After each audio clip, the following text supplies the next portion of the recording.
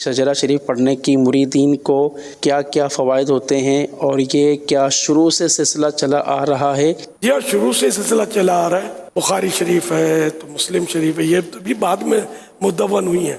پیارے آقا صلی اللہ علیہ وسلم بھی مختلف مواقع پر اوراد و وظائف تلقین فرماتے رہے ہیں۔ اچھا، اب نماز کے بعد ہم پڑھتے ہیں تسبیح فاطمہ، یہ تو وظیفہ ہے نا، جو حضرت بی بی فاطمہ رضی اللہ عنہا نے خادم کے لیے جو درخواست کی تھی، اس پر سرکار صلی اللہ علیہ وسلم نے خادم کے بدلے یہ پڑھا کر 33 ٹائم سبحان اللہ، 33 ٹائم الحمدللہ، اور 34 یا 34 ٹائم اللہ اکبر، یا یہ کہ تینوں 33 بار پڑھ کے چوتھا کلمہ پڑھ لیں۔ مختلف اقوال ہیں۔ بی بی فاطمہ کو جو فرمایا تھا وہ سوتے وقت کا فرمایا تھا، تھکن اترنے کا نسخہ یہ حدیث پاک کا یہ نسخہ، اوراد و وظائف سے فائدے ہوتے ہیں۔ مجھے وہ 7 اسلامی بھائی یاد ہے کہ بڑی ہی سخت آزمائش میں یہ مبتلا ہوئے تھے، بڑی سخت آزمائش، 6 یا 7 اسلامی بھائی تھے مبتلا ہوئے تھے، تو انہوں نے یہ اوراد جو ہیں یہ شجرہ قادریہ رضویہ عطاریہ میں 6-7 اپنے ساتھ یہ بانٹ لیے کہ اب یہ پڑھ لو، یہ پڑھ لے، یہ پڑھ لے، اور وہ سخت ترین آزمائش تھی جو الحمدللہ حسن ظن یہی ہے کہ اس کی برکت سے وہ آزمائش اس طرح حل ہوئی کہ عقل کام نہیں کرتی۔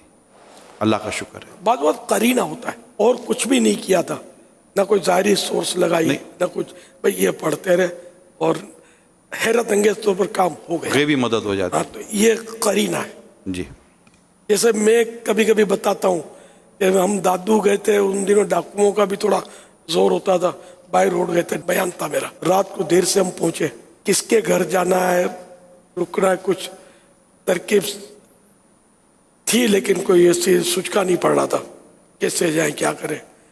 تو ایک ٹیلی فون، یہ پہلے ٹیلی فون ہوتے، یہ موبائل نہیں ہوتے تھے، عام نہیں تھے یہ، تو ہم نے مطلب ایک پیٹرول پمپ پر جا کر اسلام بھائی کو میں نے بولا یار ان کو ریکویسٹ کریں کہ یہ وہ فون کر دیں، فون نمبر تھا لیکن گھر ہم ڈھونڈ نہیں پاتے نا، وہ ہم کو لے جاتے آ کر، تو ہم پہنچ جاتے ان کے گھر۔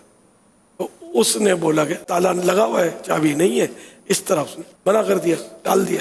اب ہم پریشان، ایک ہی وہ جگہ تھی جہاں سے فون کے ذریعے ہم کو یہ مدد مل سکتی تھی۔ اب وہاں ایک نظر آئی چھوٹی سی مسجد، میں تو اندر چلا گیا، 2 نفل پڑے، میں نے دعا کی یا اللہ ہم لوگ آزمائش میں کرم فرما۔ پھر میں نے کہا اب میں جاتا ہوں اس کے بعد، اب میں سلام کر کے چلا گیا اندر، میں نے کہا سائیں فون، اچھو سائیں ویو چاپ مانی، پتہ نہیں اس طرح اس نے مان دیا یار، اور وہ فون ہم کو حاضر کر دیا، ہم نے فون کر لیا، ہمارا کام ہو گیا۔ بھلے یہیں سے ٹال دیا تھا کہ ہمارے پاس چابی نہیں ہے، وہ تالا ہے، فلاں ہے، اور وہیں سے کام ہمارا ہو گیا۔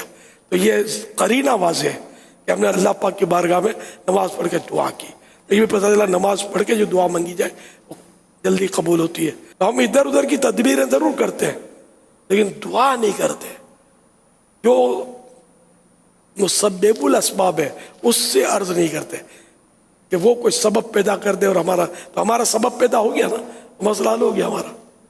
تو اللہ کی جناب میں عرض کرتے رہنا چاہیے۔ یہ اوراد و وظائف بھی میں کام کرتے ہیں الحمدللہ۔